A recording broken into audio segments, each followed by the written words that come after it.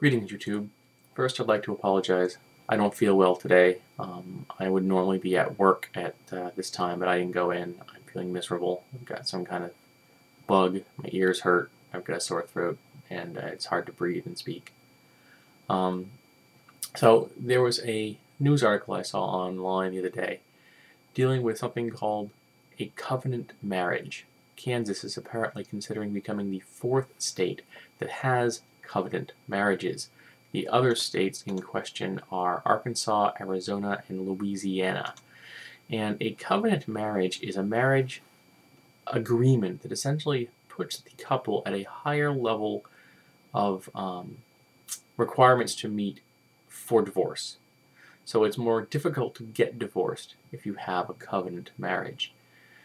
Now, I guess this is supposed to be some kind of a statement that because you are so committed to marriage, you are willing to sign a document saying that you want it to become more difficult to get divorced. Now, if you're committed to marriage, for political, religious, for whatever reasons, or just because you know marriage is an agreement between people because they love each other, I don't think that having a higher or lower threshold for divorce is going to affect your marriage. So I am having a hard time understanding how this is not something which is purely a political statement.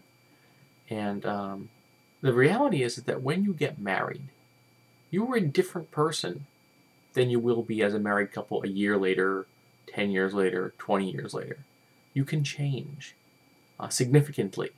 You could be getting married for the wrong reasons.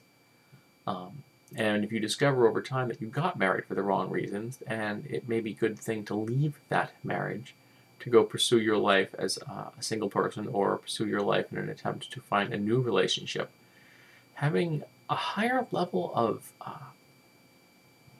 divorce requirements seems bad in my book.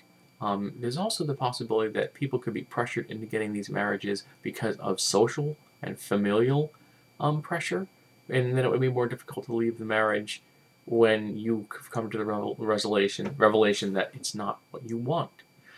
And anything that makes it more difficult for a person to get out of a marriage if they are in an abusive relationship is a bad thing.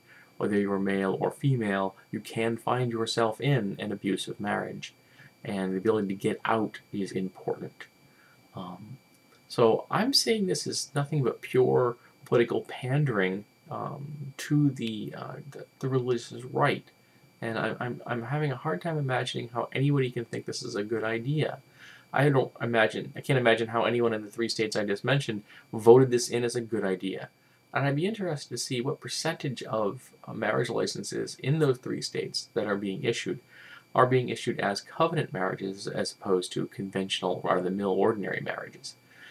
And again, using this as a political statement that could have such negative ramifications for people in these relationships seems ill-conceived. Because if one person ends up being hurt or, heaven forfend, killed because they couldn't get out of a bad marriage because of this law, it is going to bring down such a crap storm upon the people that put forward this bill. It just seemed to me to be a level of political suicide that no politician worth the name is going to put themselves in the line of fire for. But maybe I'm applying too much logic to something that is obviously not being put forth for logical reasons. It apparently is being put forth for religious or emotional reasons, which is never a good reason to put forth legislation. You should not be legislating things based on religious or emotional thinking.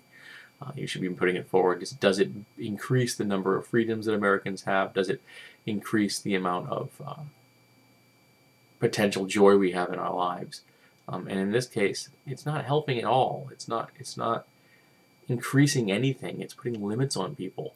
And finding yourself in a bad marriage is tough enough as it is. I know. I've been there. It's not an easy process. It's not simple. You wrestle with you realize that, okay, I can't be married anymore. It's really not fun. And to have additional roadblocks is just going to make it worse. And the potential for abuse here, literally and figuratively, is just too great in my mind. So I have no idea if this bill will pass in Kansas. Kansas has been known for passing things that is against the best interest of its voters, so maybe it will pass. I'm not sure. But I would be interested in knowing how many people in those other states take advantage of the current covenant laws that they have. Are people really flocking to this, or is all of this just empty posturing?